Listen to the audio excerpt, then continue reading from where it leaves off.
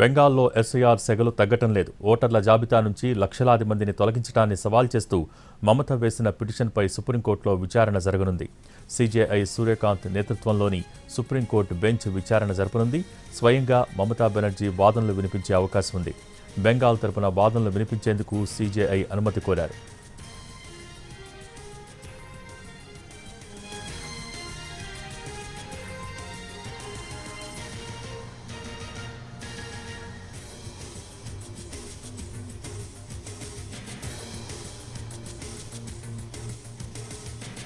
పశ్చిమ బెంగాల్లో జరిగిన మొదటి దశ ఓటర్ల జాబితా స్పెషల్ ఇంటెన్సివ్ రివిజన్ ఎస్ఐఆర్లో భారీగా ఓట్లను తొలగించారు.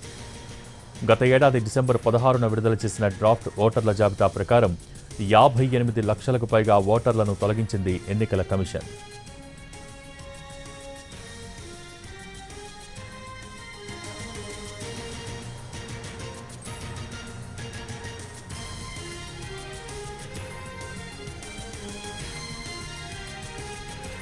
బెంగాల్లో ఎస్ఐఆర్ సెగలు తగ్గటం లేదు. ఓటర్ల జాబితా నుంచి లక్షలాది మందిని తొలగించడాన్ని సవాల్ చేస్తూ మమత వేసిన పిటిషన్పై సుప్రీంకోర్టులో ఈరోజు విచారణ జరగనుంది. దీనికి సంబంధించి పూర్తి డీటెయిల్స్ మా ప్రతినిధి రాజు టెలిఫోన్ ద్వారా అందిస్తారు. రాజు,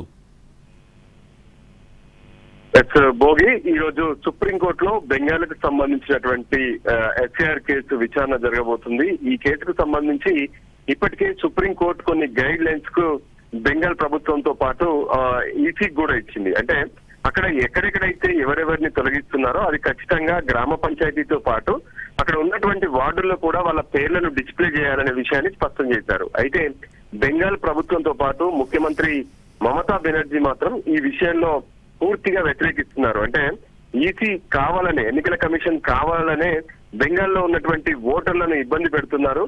సో ఖచ్చితంగా ఇక్కడ లక్షలాది మంది ఓటర్లను తొలగించేందుకు కూడా ఇప్పటికే కార్యాచరణ సిద్ధం చేశారు. సో ఈ విషయంలో అటు బెంగాల్ ప్రభుత్వం తరఫున తమ వాదనలు వినిపించాలని అనుకుంటున్నారు. అందుకోసమే కొద్దిసేపటి క్రితమే సుప్రీంకోర్టుకు స్వయంగా బెంగాల్ ముఖ్యమంత్రి మమతా బెనర్జీతో పాటు ఆమె లీగల్ టీం కూడా చేరుకున్నారు. ఇప్పటికే కొంత సమాచారం ప్రకారం అంటే బెంగాల్లో జరుగుతున్నటువంటి ఈ ఎస్ఐఆర్ అంటే స్పెషల్ ఇంటెన్సివ్ రివిజన్ ఏదైతే ఉందో దీనికి సంబంధించి జరుగుతున్నటువంటి తప్పులన్నిటికి సంబంధించినటువంటి ఆధారాలను కూడా అటు మమతా బెనర్జీ సుప్రీంకోర్టుకు తీసుకొచ్చినట్టుగా తెలుస్తుంది. మరోవైపు సుప్రీంకోర్టులో పార్టీ ఇన్ పర్సన్ గా అంటే బెంగాల్ ప్రభుత్వంతో పాటు మమతా బెనర్జీ సైతం పర్సనల్ గా ఒక పిటిషన్ వేశారు. సో దాంట్లో పార్టీ ఇన్ పర్సన్ గా తనకు వాదనలు వినిపించే అవకాశం ఇవ్వాలని చెప్పి సైతం supreme court chief justice of India కూడా ఆమె లేఖ పెట్టుకున్నారు. అది కనుక అప్రూవ్ అవుతే తాను వాదనలు వినిపించే అవకాశం కూడా కనిపిస్తుంది. ఓవరాల్ గా కూడా ఈ రోజు బెంగాల్కి సంబంధించినటువంటి ఎస్ఐఆర్ పైన ఎటువంటి ఆర్డర్స్ ఇవ్వబోతుంది సుప్రీంకోర్టు అనేది కూడా కొంత కీలకంగా కనిపిస్తుంది.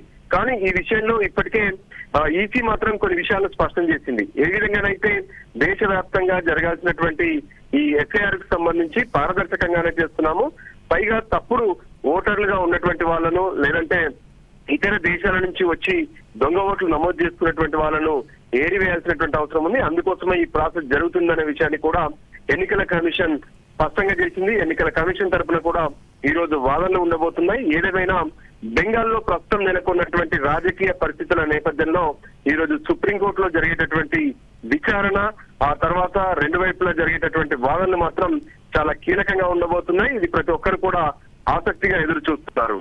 Bhogi, thank you Raju.